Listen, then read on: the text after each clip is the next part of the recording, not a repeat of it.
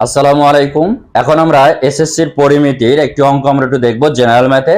এখন অঙ্কটি আমরা একটু খেয়াল করব। তো তার আগে যারা আমাদের ফেসবুক পেজ থেকে দেখছো তারা অবশ্যই পেজটি ফলো দিয়ে লাইক কমেন্ট শেয়ার করো। আর যারা আমাদের ইউটিউব থেকে দেখছো অবশ্যই আমাদের চ্যানেলটি সাবস্ক্রাইব করে আমাদের সঙ্গে থাকো।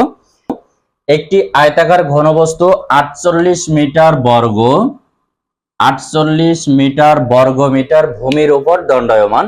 বলা হচ্ছে একটি আয়তাকার ঘনবস্তু 48 বর্গমিটার ভূমির উপর দণ্ডায়মান। এর উচ্চতা 3 মিটার ও কর্ণ 13 মিটার হলে কর্ণ 13 মিটার আর উচ্চতা হচ্ছে 3 মিটার। এই ঘনবস্তুর দৈর্ঘ্য এবং প্রস্থ কত? শুধুমাত্র উচ্চতা দেওয়া আছে আর কর্ণ দেওয়া আছে। এইটার উপরে বেস করে আমরা এর দৈর্ঘ্য এবং প্রস্থ নির্ণয় করব।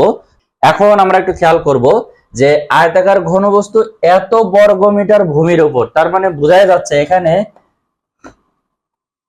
ক্ষেত্রফলের বিষয়টা উল্লেখ করা হয়েছে। ক্ষেত্রফল বর্গমিটার, তার মানে উচ্চতা এখানে দেওয়া আছে, দৈর্ঘ্য আর প্রস্থ মিলেই হচ্ছে এটা।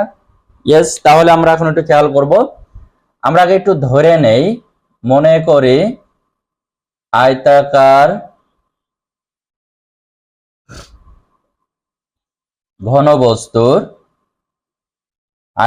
ঘনবস্তুর দৈর্ঘ্য ধরে নিলাম এ ও প্রস্থ ধরে নিলাম বি, আর সি ইজ ইকুয়াল টু দেওয়া আছে আমাদের 3 মিটার, কর্ণ দেওয়া আছে। এখন আমরা এই যে বর্গ মিটার, তার মানে এখান থেকে আমরা এই ঘনবস্তুর ক্ষেত্রফলটা আমরা একটু বের করতে পারি। ঘনবস্তুর ক্ষেত্রফল ইজ ইকুয়াল টু এ গুণ বি, এটা মানেই তো 48।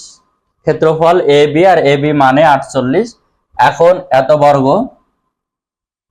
বর্গমিটার, এই যে 48 মানে এই যে 48।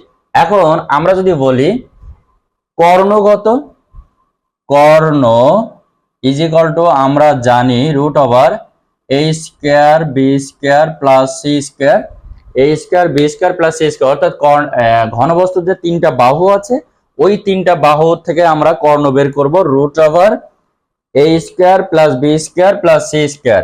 এখন আমরা এটা বলতে পারি কিনা A square plus B square এই সি ইজ ইকুয়াল টু 3।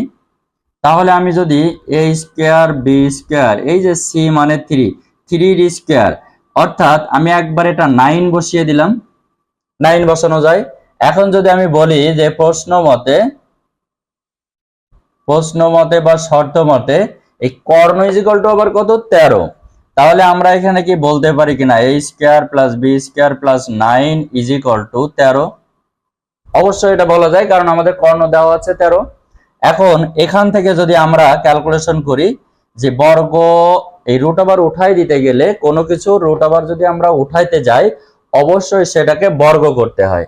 তাহলে আমি বর্গ করে দেব, অর্থাৎ আমি আরেক লাইন লিখলাম না, আমি এইটার উপরে বর্গ করে দিলাম।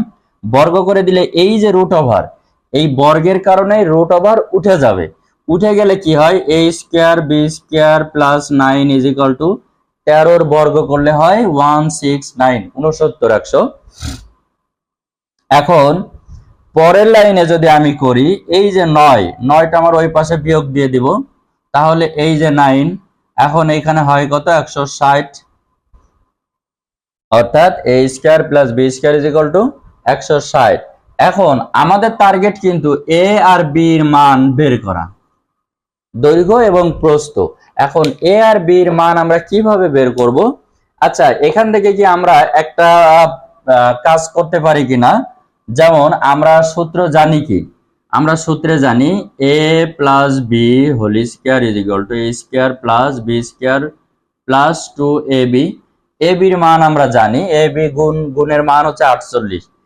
এ আর বি, এখন A square B square is equal to আমরা এখানে পেলাম 160।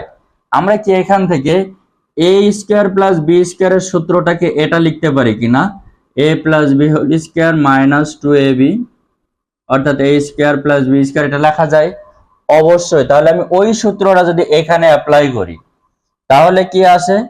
এ plus B whole square minus 2ab, অর্থাৎ 160। এখন আমি যদি A square plus B square, এই যে মাইনাস 2 ইন্টু এই যে 48 160। এখন আমি যদি করি এই যে 48, এই যে কনস্ট্যান্ট ফিগারটা, এটা আমি যদি ওই পাশে নিয়ে যাই তাহলে আমাদের প্লাস আসে। তাহলে এখন a square plus b square আমরা যদি ওই পাশে এখানে নিয়ে যাই, 48 দুগুণে 96, 96 বসালাম। এই দুটো যদি যোগ বিয়োগ করি অবশ্যই 256 হয় কিনা, 160 আর 100, yes 256। a plus b whole square is equal to 256 হয়। এখন এখান থেকে a plus b is equal to কি, আমি এই যে স্কয়ার আছে স্কয়ারটা উঠায় দিলে 16 হয় কিনা, কারণ 16 গুণ 16 256, 6 16 96 আর হচ্ছে 16 6 5, ইয়েস 256। তাহলে a plus b is equal to আমি পেলাম 256।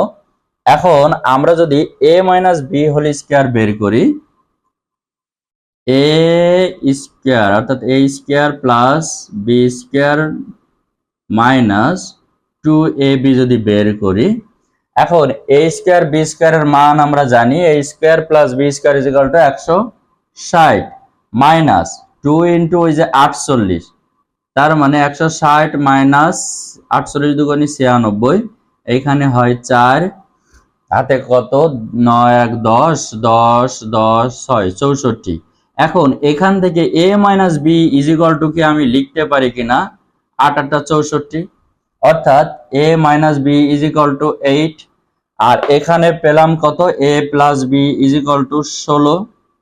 এখান থেকে যদি আমি যোগ বিয়োগ করি তাহলে 2a যোগ করে পাই, 2a যদি করি তাহলে 8 আর 6 14 24, তাহলে a is equal two 12। a যদি 12 হয় b এর মান কত, আমরা যদি এইটা 1 নম্বর সমীকরণ, এটা 2 নম্বর সমীকরণ দেই, a যদি 12 হয় b এর মান কত, আমরা 1 নম্বর সমীকরণে যদি বসাই a মানে 12, b ইজ ইকুয়াল টু 16, তাহলে b ইজ ইকুয়াল টু কি আমরা লিখতে পারি 16 মাইনাস 12 ইজ ইকুয়াল টু 4। তাহলে a এর মান পেলাম 12, b এর মান পেলাম আমি হচ্ছে 4। এখন আমরা কি বলতে পারি কিনা এই ঘনবস্তুর দৈর্ঘ্য প্রস্থ আমরা পেয়ে গেলাম। তাহলে এই অঙ্কটি আমরা খুব সহজেই করব। অঙ্কটি দেখে ঘাবড়ানোর কিছুই নাই। এইখানে বর্গ মিটার মানে বলাই হচ্ছে এখানে ক্ষেত্রফল আছে, অর্থাৎ দৈর্ঘ্য গুণ প্রস্থ আমরা জানি ক্ষেত্রফলের সূত্র, উচ্চতা সি দেওয়া আছে।